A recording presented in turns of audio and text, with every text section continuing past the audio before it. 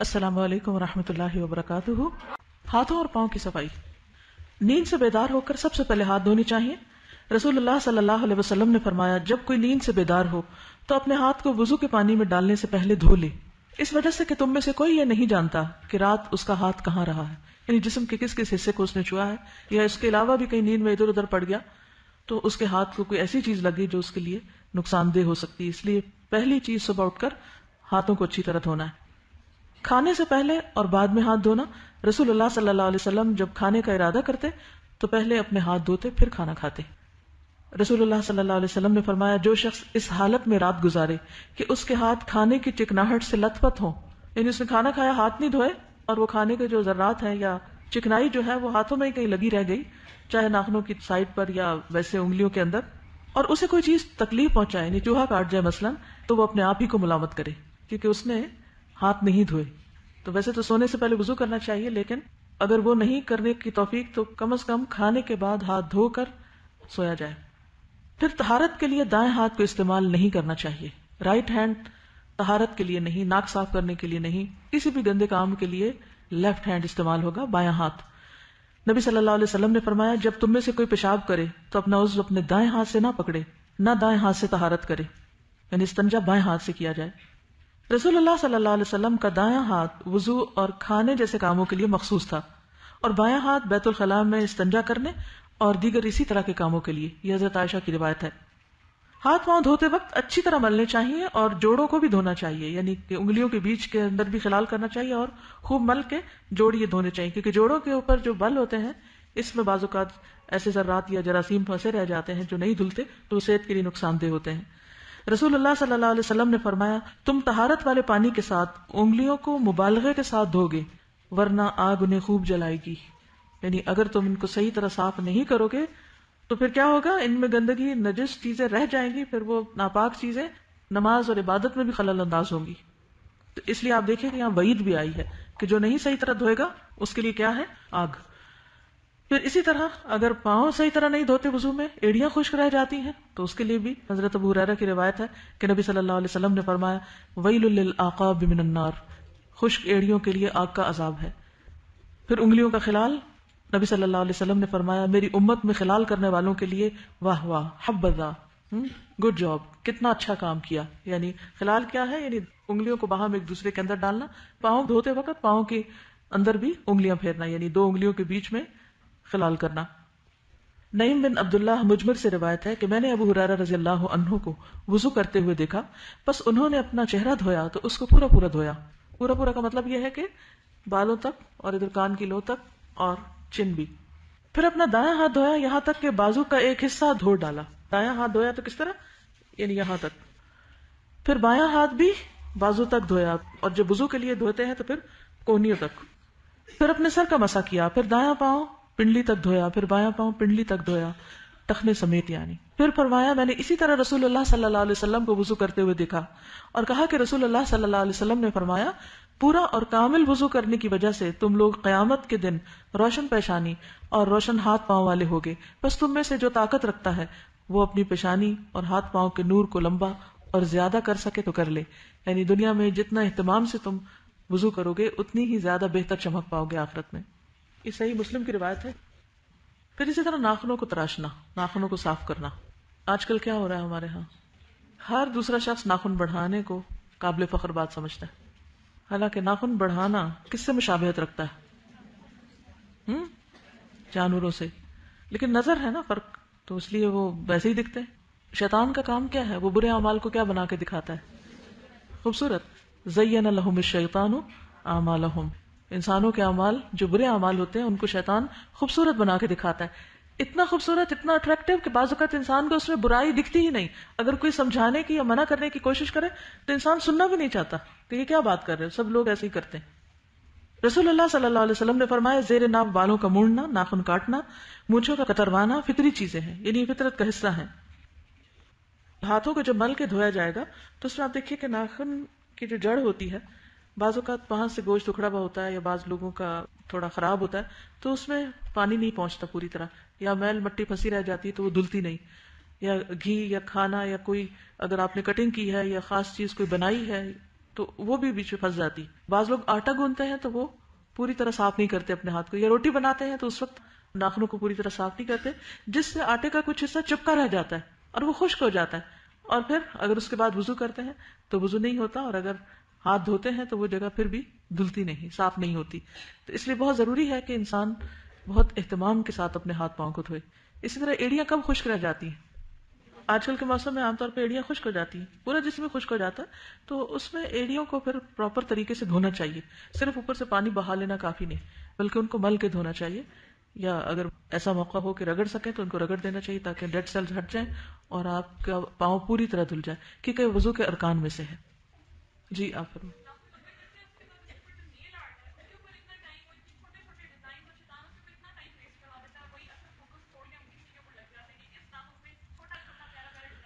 جی, design کے علاوہ جو لیئر ہم ہر وقت اوپر رکھتے ہیں اس سے آکسیجن نہیں پہنچتی ناخنوں کو, تو وہ ویسے بھی ٹھیک نہیں صحت کے اعتبار سے بھی.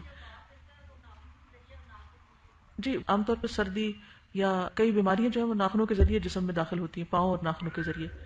اسی طرح پہلے بھی یہ بات ہوئی کہ ناخن وغیرہ پر جادو بھی ہوتا ہے, اور شیطان کہتے ہیں کہ جو وار کرتا ہے وہ بھی ناخنوں کے ذریعے. آپ ایسے کہ رائٹ ہینڈ کے چھوٹی انگلی سے شروع کر کے لیفٹ ہینڈ کی چھوٹی پہ ختم کرتے ہیں, ایک اسٹریٹ.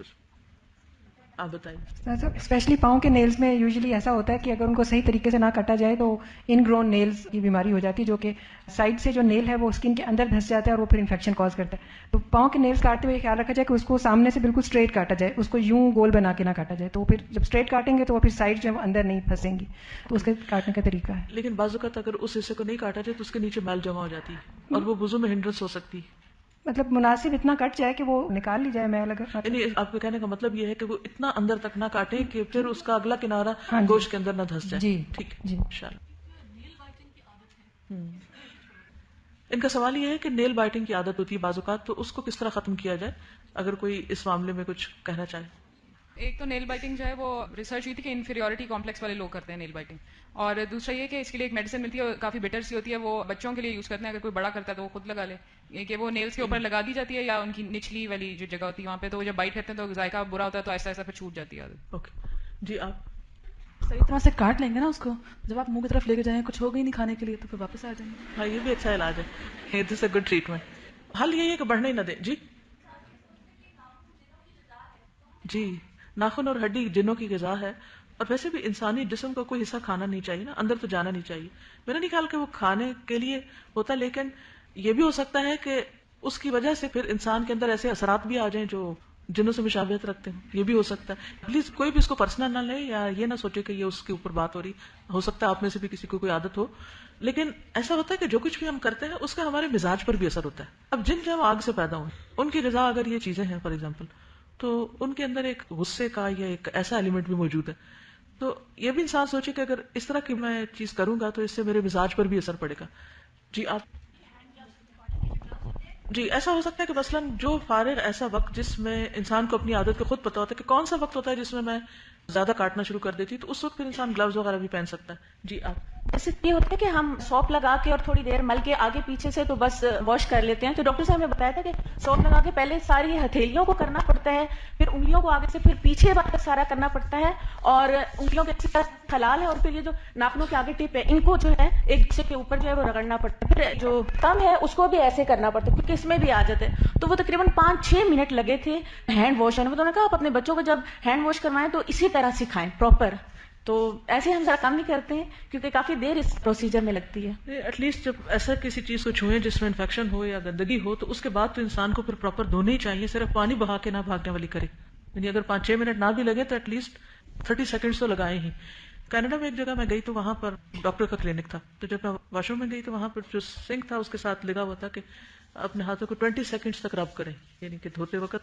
تو پھر اس سے مجھے یہ عادت پڑی کہ اگر آپ صرف 20 سیکنڈز بھی اپنے ہاتھ ملتے رہیں اچھی طرح آگے پیچھے تو وہ پھر پوری طرح دھل جاتے ہیں. اور اس نے کھانا کھا لیا, اس کی باڈی میں ایسے ورمز پیدا ہو گئے جو آہستہ آہستہ اس کے پیٹ کو کھانے لگے, پیٹ کراس کرتے کرتے اس کی دماغ تک چلے گئے.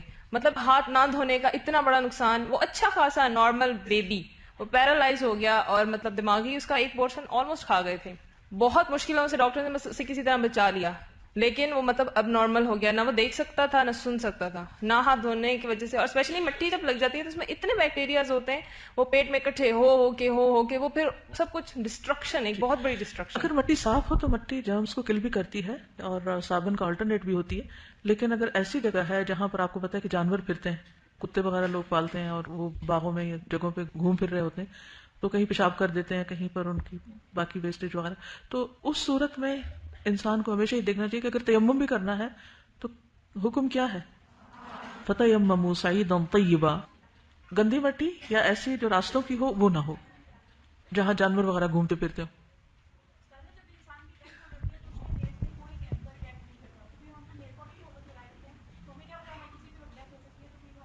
جی سب سے بڑی بات تو یہ کہ اگر آپ وضو سے پاک نہیں ہوئے تو وہ جو پاکیزگی کی کیفیت اور ایک سکون کی کیفیت ہے وہ نہیں نصیب ہوگی، پھر عبادت قبول نہیں ہوگی. جب وہ نہیں ہوگی تو پھر اس کے بعد زندگی کا مقصد کیسے پورا ہوگا؟ تو ایک چھوٹی سی چیز بعض اوقات ایک بڑی چیز تک لے جاتی ہے انسان کو. بظاہر دیکھنے میں وہ چھوٹا سا عمل نظر آتا ہے لیکن وہ چھوٹا ہوتا نہیں ہے. جی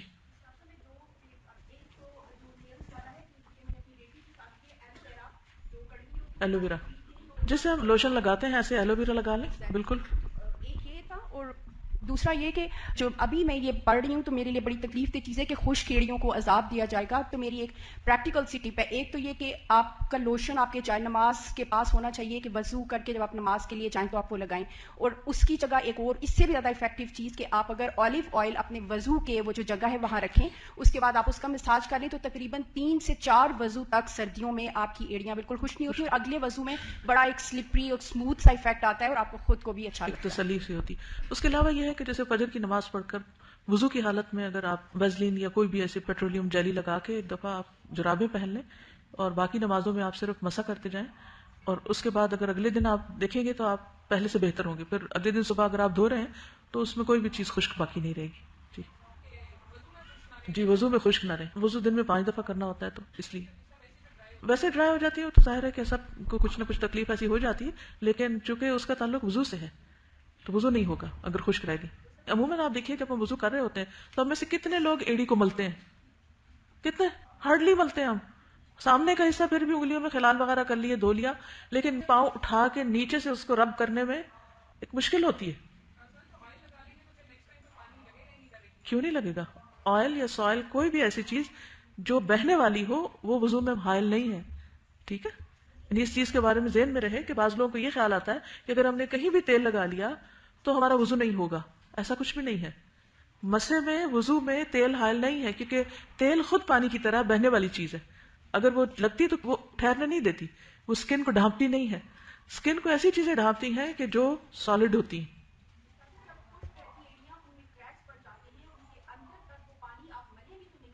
بالکل صحیح کہا آپ نے. ایڑیاں جب خشک ہوتی ہیں تو کریکس پڑتے ہیں، کریکس کے اندر انفیکشن ہوتا ہے، بعض اوقات اس میں مزید مٹی اور گندگی اور جرمز پھنس جاتے ہیں.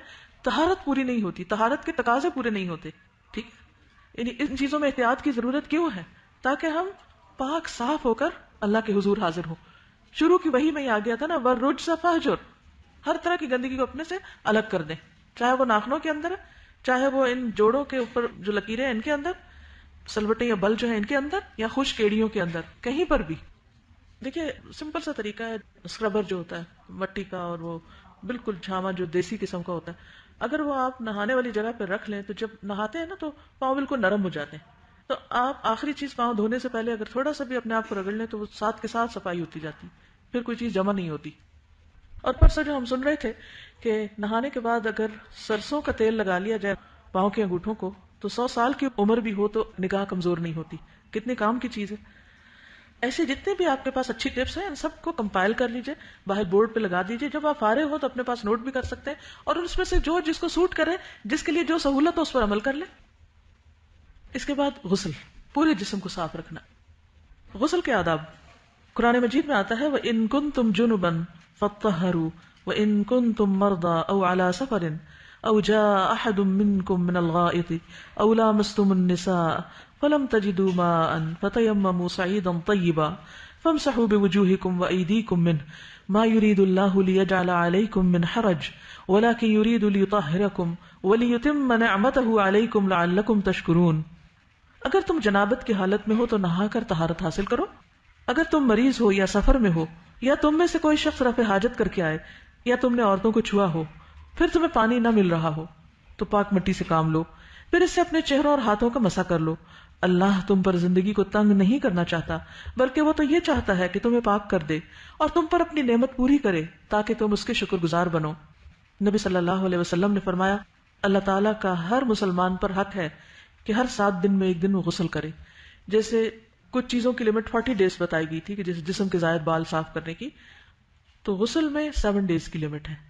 یہ ہفتے میں ایک دفعہ نہانا لازم ہے۔ اس کا یہ مطلب نہیں کہ صرف ایک دفعہ نہائیں، روز بھی نہا سکتے ہیں، لیکن ایک دفعہ تو فرض کے درجے میں ہے۔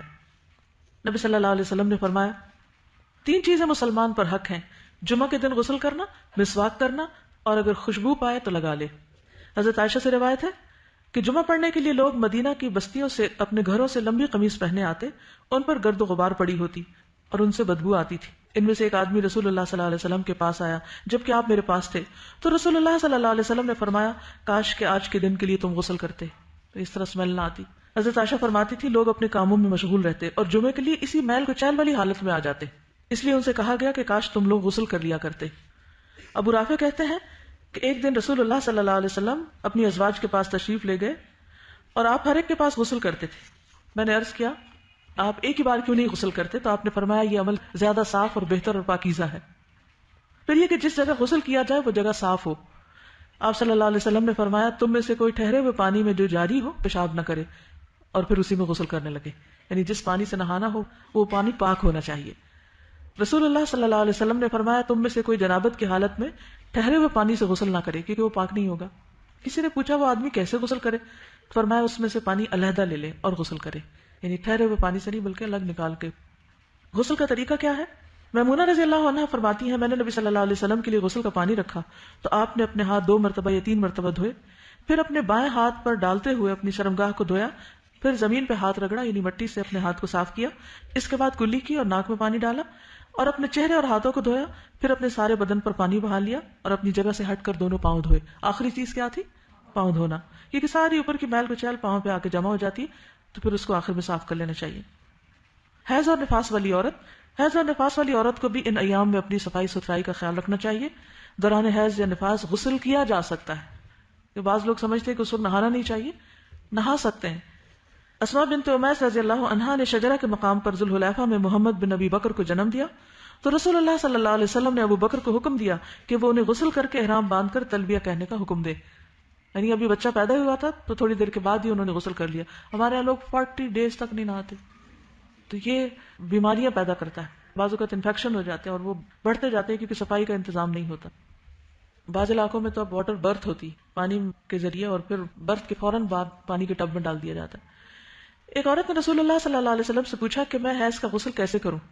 آپ نے فرمایا کستوری میں بسا ہوا کپڑا لے کر اس سے پاکی حاصل کرو، یعنی جیسے ٹشو وغیرہ ہے اور اگر اس میں خوشبو لگی ہوئی ہے تو اپنے ایسے حصوں کو کہ جہاں اسمیل آتی ہے وہاں خوشبو لگانی چاہیے۔ اس نے پھر پوچھا کیسے پاکی حاصل کروں؟ آپ نے فرمایا اس سے پاکی حاصل کرو، یعنی خوشبو لگے کپڑے سے۔ اس نے دوبارہ پوچھا کس طرح؟ آپ نے فرمایا سبحان اللہ، پاکی حاصل کرو، یعنی میں اس سے زیادہ کیا ایکسپلین کروں۔ حضرت عائشہ کہتی ہیں کہ پھر میں نے اس کو اپنی طرف کھینچ لیا، یعنی بار بار سوال کر رہی تھی تو میں نے اسے پھر بتایا کہ جن جگہوں پر خون لگتا ہے ان کے اوپر خوشبو والا کپڑا پھیرو، ٹھیک ہے، یعنی نہانے کے بعد بھی مزید صفائی کا اور خوشبو لگانے کا اہتمام کرنا چاہیے۔ آپ خود سوچیے کہ جس جگہ پر مسلسل خون لگا رہا ہو وہ جگہ کیسے صاف ہو سکتی ہے، اور اس کے اپنے اثرات ہوتے ہیں اور پھر بعد میں دوسرے لوگوں تک بعض اوقات بو پہنچ رہی ہوتی ہے۔ اس صورت میں بہت احتیاط برتنے کی ضرورت ہے۔ اور پیریڈز کے دوران بھی، یعنی جب آپ پیڈ چینج کریں تو اپنے آپ کو صاف ستھرا کریں، اور اگر ڈیوڈرنٹ کا استعمال اس وقت کر لیں اور وہ ڈیوڈرنٹ الگ رکھیں، اسے باقی جسم پر نہیں لگائیں۔ بعض اوقات جو رول آن ہوتا ہے وہ گندی جگہ پر اگر پھیرا جائے یا ایسی اسمیل والی جگہ پر تو کیا ہوتا ہے کہ وہ رول آن گندگی کو اندر ہی رول کر دیتا ہے اور پھر اس سے مزید صفائی نہیں ہوتی۔ حالت عدت میں جبکہ عام طور پہ خوشبو لگانے کی اجازت نہیں، اس میں بھی غسل کے بعد خوشبو لگانے کی رخصت دی گئی ہے۔ حضرت ام عطیہ کہتی ہیں ہمیں عدت کے دنوں میں حیض کے غسل کے بعد کست اظفار خوشبو استعمال کرنے کی رخصت دی گئی۔ ایک اور روایت میں آتا ہے نبی صلی اللہ علیہ وسلم نے فرمایا حیض اور نفاس والی عورتیں جب میقات پر آئیں تو غسل کر کے احرام باندھ لیں اور حج کے تمام ارکان ادا کریں سوائے طواف کعبہ کے۔ کیا یہ بات سب کو سمجھ آ گئی ہے کہ اپنی صفائی دھلائی کے بعد اس پر خوشبو بھی لگانی ہے؟ نہیں سمجھ آئی؟ آ گئی ہے؟ عمل کریں گے اس پر؟ اگر سب اس پر عمل کرنے لگے تو آپ یقین کریں کہ گھروں کی اور اداروں کی فضائیں بہت صاف ستھری ہو جائیں. اس میں ایک چیز بتانا چاہوں گی کہ خوشبو کے لیے ٹیلیکمس بالکل یوز نہ کریں اپنے لوور پارٹس میں، کیونکہ وہ کینسر کاز کرتے ہیں یوٹرس کا. اور سیکنڈلی وہ جو ان گروئنگ ٹو نیلز کی بات ہوئی تھی نا، تو ٹو نیلز کا پرابلم صرف بگ ٹو کے ساتھ ہوتا ہے، تو اس کے نیلز کو بالکل اسٹریٹ کٹ کرنا چاہیے. اوکے جی، نہانے کے بعد اگر پھٹکڑی لگائیں تو اس سے بھی اسمیل نہیں آتی. جی، کچھ لوگوں کو جیسے ہیز کا پرابلم ہو رہا ہوتا ہے، کم آنا یا ایسے درد کا پرابلم، تو اس میں بھی کچھ لوگ سجیسٹ کرتے ہیں کہ اگر پیڈنگ کے وقت اس پہ خوشبو لگا لی جائے تو وہ شیاطین کو روکنے کا باعث بنتی ہے، کیونکہ شیاطین خوشبو سے بھاگتے ہیں نا، تو اس وقت خوشبو کا استعمال کرنا جو ہوتا ہے ہیز کے دنوں میں وہاں پہ، تو وہ اس کی بیماری کو بھی روک رہا ہوتا ہے، کیونکہ وہ شیطانی عمل کو روک دیتا ہے. ان کا سوال یہ ہے کہ کیا عورت کے لیے خوشبو لگا کے مردوں میں جانا منع ہے؟ مردوں کے لیے کیا اجازت ہے؟ جی ہاں، مردوں کے لیے اجازت ہے، کیونکہ عورت مرد کی اس پرفیوم سے اس طرح اٹریکٹ نہیں ہوتی جس طرح مرد عورت کی لگائی خوشبو سے اٹریکٹ ہوتا ہے. یہاں پر آپ دیکھیے کہ کسی نے کل ہی مجھے کاغذ دیا تھا، کہتے ہیں کہ میرے شوہر LLB کر رہے ہیں، کلاس میں لڑکیاں بھی ساتھ ہوتی ہیں، وہ آگے بیٹھ جاتی ہیں، بال کھلے، سروں پہ دوپٹے بھی نہیں، فل میک اپ، خوشبو لگی، کپڑے باریک. وہ کہتے ہیں کہ ہماری کوشش کے باوجود پڑھنے کی طرف دھیان نہیں ہو پاتا. عورتوں کا یہ عمل ان کے سیکھنے کے عمل میں بھی رکاوٹ ہے، تو اسی لیے منع کیا گیا ہے. اور جب خوشبو لگا کر نکلتی ہے تو وہ مردوں کے لیے ایک ٹیمپٹیشن کا ذریعہ ہوتی ہے، مرد اس کی طرف متوجہ ہوتے ہیں. ایکسیپشنل چیزیں ہو سکتی ہیں، لیکن دونوں کے مزاج میں چونکہ فرق ہے، اس لیے اس فرق کی وجہ سے یہ بات رکھی گئی. دیکھیے اگر عورت اٹریکٹ ہو بھی، فار ایگزامپل ابل تو نہیں ہوتی، لیکن اگر ہو بھی تو اتنا نقصان دہ نہیں جتنا کوئی مرد اگر اٹریکٹ ہوا عورت کی طرف تو نقصان دہ.